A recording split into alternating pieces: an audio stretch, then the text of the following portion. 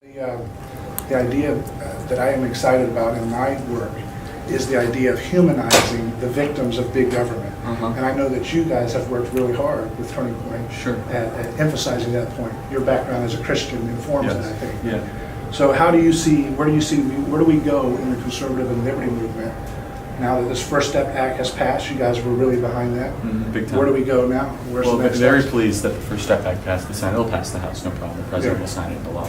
That's just the first. That's just the first step, though. Yeah. In what needs to be a comprehensive addressing of domestic policies that don't make any sense. And I mean, if we believe in liberty, which we do, and if we believe in freedom, which we do, then we have to understand that government tends to be the biggest abuse of individual rights by any other sort of entity whatsoever. And the misrepresentation by the left is that it's private enterprise. No, it's actually government that is the true abuser of individual rights and individual liberty. And so creating healthy skepticism towards government and towards bureaucracies. And I think, attacking the regulatory state is super important. It doesn't sell as well with as many people as it would. It's starting to, because, a lot of the bureaucracies in DC have become completely out of control.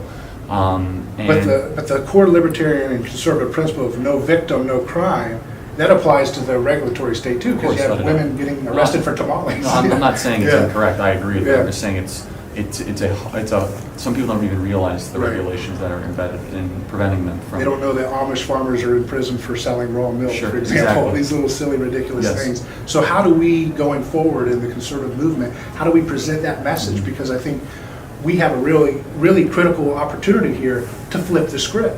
That the left and central planning and top-down big government, that's not the way to take care of the least of these. Right.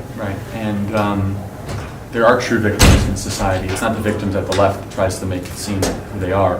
The victims are people that have been, targeted by government. I mean, whether it be the IRS or the bureaucracies. And so part of flipping the script is obviously telling better stories and being more emotive, which conservatives tend not to be. We tend to be much more just driven on, charts and data, which I fully support. But there needs to be more comprehensive, I think, readdressing of going after these issues. Yeah, my background as a pastor's son is always focused on trying to integrate the principles of Jesus and what I call his personhood revolution into the broader public. Say whether you believe he's God or whatever, everybody likes Jesus, right? 70% of Americans, particularly in populations in minority communities, have a strong affinity for the stories of Jesus. How can we, reach around and build that broad coalition of saying, what would Jesus do? Would Jesus use coercion to force you to choose health care? Well, I think that's the misrepresentation of the gospel by the left is one of their new tactics, is trying to say that Jesus would somehow be a socialist, which is, there's no theological defense or backing to support that whatsoever. But that's where they're going to, use scripture to try to support Marxism. But I mean, Jesus was not a statist. He was not a central planner. He actually really didn't pay much attention to politics. He was much more concerned about salvation than actual redistributive policies. And when he did, he said, do not resist evil with violence, which is kind of if you think your employer is evil for being greedy, you shouldn't apply violence if you're trying to be like Jesus. So I think that's something that you guys are very well positioned to continue to advance, is what I call the personhood principles of Jesus that undergird the conservative and liberty message. Yeah, I totally, completely agree. And look, I mean, what we believe is you should be able to sell what you want to sell, buy what you want to buy, interact with who you want to interact with, how you want to do it, as long as it doesn't hurt someone else.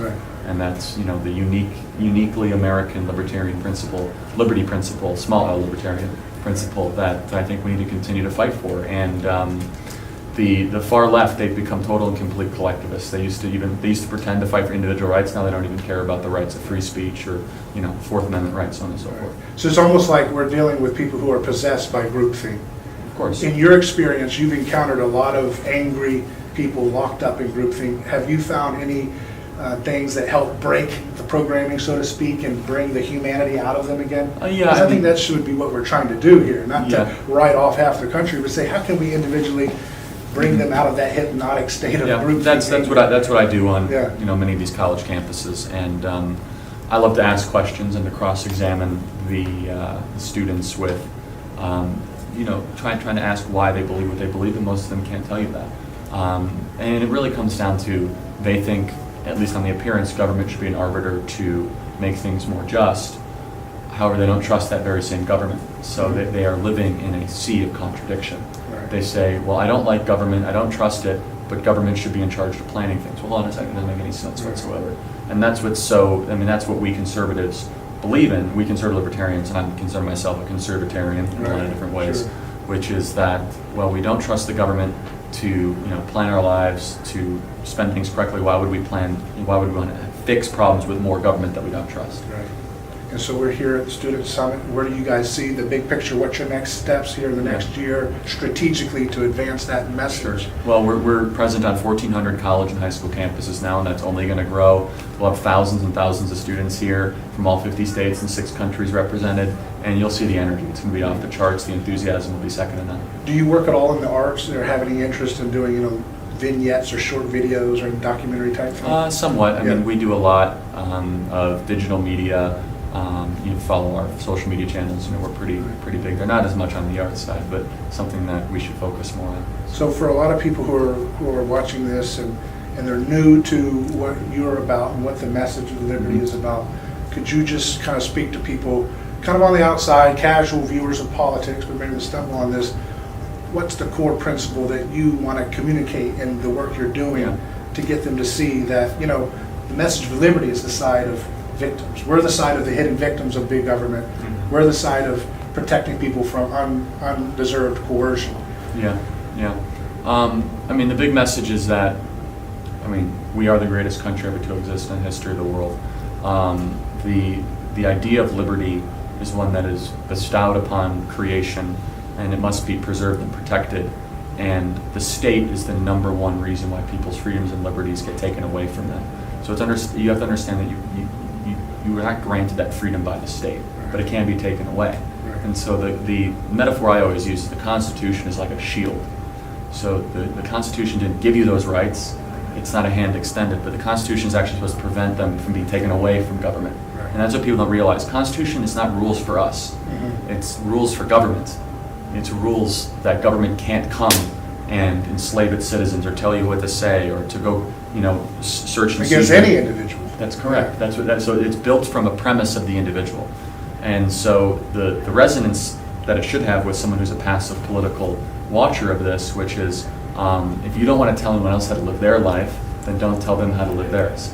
Which everyone is quick to say, well, don't tell me how to live my life. All right, well, then don't tell me how to live mine. Right. And it takes sometimes a great amount of maturity and self-restraint to say that, because you might have to hear something that's offensive. Well, okay, good. That's what maturity is about, being able to hear something you disagree with or that you deem offensive and then being able to walk away or move on. So all this being said is that the principles in freedom and liberty are under attack by the greatest threat to America right now, which is the left. Right. The left is the greatest threat to this country that I could possibly Not the individuals, but the ideology. Both. Right. Yeah, the leaders of the left and the ideology. The leftist monolith, from the funders to the infrastructure to the activists to the ideas to the members of Congress that preserve and protect it. They are at the precipice of trying to destroy Western civilization. In your perspective, where do you want to be 10 years from now? What success look like to you? Oh, well, in a decade? Where do you want to be? Is there anything that you're like the 10th person to ask me this. I want to be happy, Right. and I want to be this organization to be vibrant and growing